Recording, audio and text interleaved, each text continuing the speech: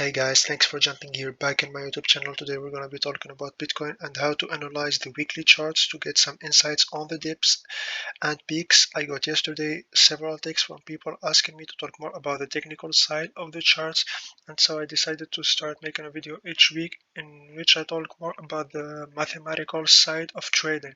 So let's jump into this one.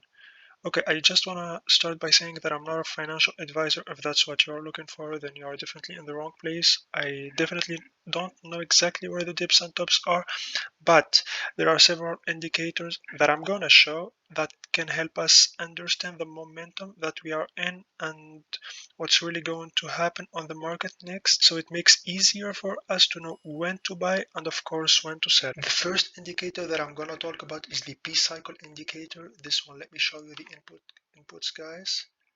Here are the inputs, as you can see here. The long moving average is like 350. The short one is like 111. This one is really important. I already made a video talking about it like 2 days ago. If you're interested in it, make sure to check the link down below in the description. But I'm going to talk about it briefly anyway. The P cycle has historically speaking shown us that within 3 days, let me show it to you guys, that within 3 days of these two lines crossing each other, Bitcoin price drops like 60 to 80%. It happened not once, not twice, but three times. Twice in 2013, I think at the end, and in Q2 of 2013, and it also happened here in 2017.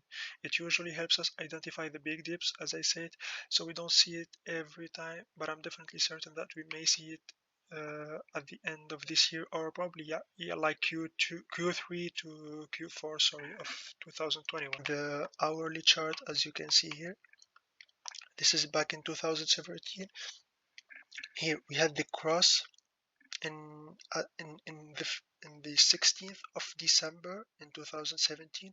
The price was up to $19,300, $19,300, and the peak was like at 19.8, 19.7. Yeah, it depends on what exchange you used, but yeah, at 19.7, let's say. It usually shows us within 3 days the peaks. The second indicator that I like is the 21 EMA. Here are the inputs, guys.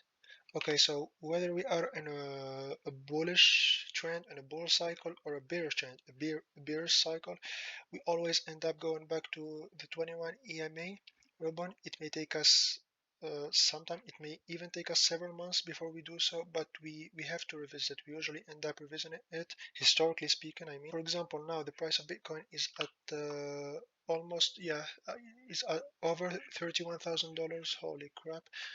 And the 21 EMA ribbon isn't even at $18,000. It's like at 70.5, as you can see here. Let me make it clear for you. We are at $17,500. It doesn't mean that the Bitcoin price it doesn't mean that the Bitcoin price must go down now. I never said that, but it can even take us several other weeks or even months before we do so, before we even see the price of Bitcoin at going back here at these levels. But we will end up going back to it, and whenever the price of Bitcoin goes up and pumps, the EMA raises up and follows it. If the Bitcoin price reach 40k tomorrow, let's say, then we will definitely see the 21 EMA at over $20,000. So if the price also dumps, let's say the price dumps tomorrow, we have a dump, the 21 EMA will definitely go down to maybe 15, 16k. That will count as a that price may still go lower than that. There is a 50% chance it does. Like here, for example, it went back to the 21 EMA ribbon, but it went down like 50%. Let me check it for you. It went down like 55%. Here we have it again. The price went. Here we have it again after the peak in 2000. The price went back to the 21 EMA ribbon. But here we had a dip of like 60%, 66%. We may even go lower sometimes if you go back in 2013 or 2015. As I said, price may go lower than 50% when it's like touching the 21 EMA ribbon, but historically speaking, whenever you buy at that level, you will make a profit. You're at a profit. If you bought here, for example, at the 21 EMA, the price still went down, but then you sold here, you made like a 70% profit. Let me show you an example. In 2017, here we went up, and then we went back to the 21 EMA ribbon. Here we went up again, but then we went back to the 21 EMA ribbon. We went up, up, up, back to the 21 EMA ribbon. We went up, we had an amazing bullish cycle, an amazing run in the uptrend, and then the price went down to the 21 and even went below it. So now in 2021, we may have the exact same thing. Honestly, I think that the 21 EMA ribbon maybe going something like this throughout this year. This is what I'm predicting, honestly. But yeah, and we may see the Bitcoin price doing the exact same thing that it did in the past. I mean, let me change the color.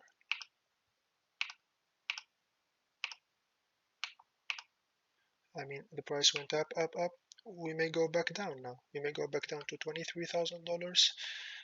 We may have another bullish run, and then we go back here to $30,000.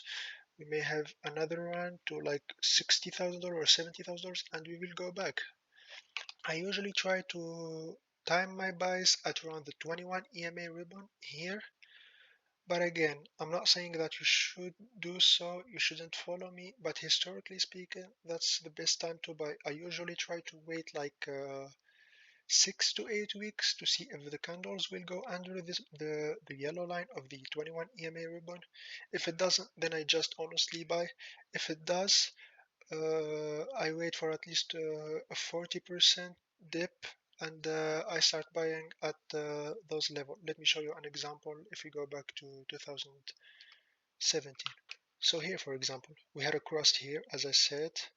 I sold at like 17.5k. The price still went up to 19.5k, but it's not a big of a deal. I mean, you can't like time it exactly. So yeah, the price, let me remove this one. So the price went up. I sold here at this level.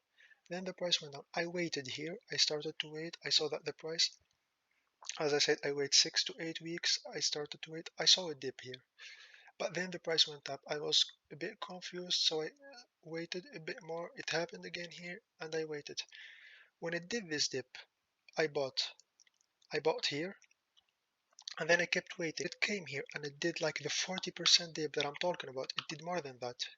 It did like a 50% dip. When it did like the 40% dip, I started to buy. Here again, I did it in like this year. The price was here going okay. I wait like for the dips. I either wait for like 6 to 8 weeks to confirm that the price won't go down below it fully, or wait for the 40% dips, at least 40%.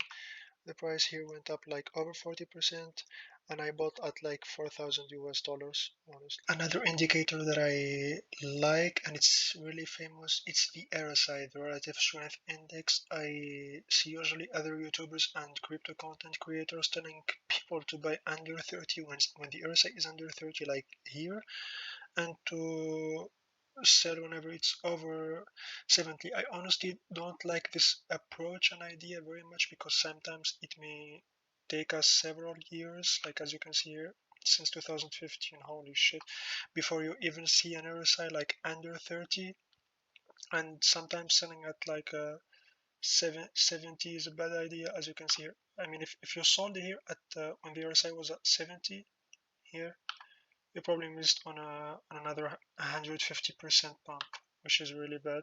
I tend to have a more aggressive approach when it comes to the RSI. I usually try to time my buys when the weekly RSI is under 40, or whenever the daily RSI shown as here is under 30. As you can see here, for example, the daily RSI is under 30 and the weekly RSI is under 40. So that's a good time for me to buy.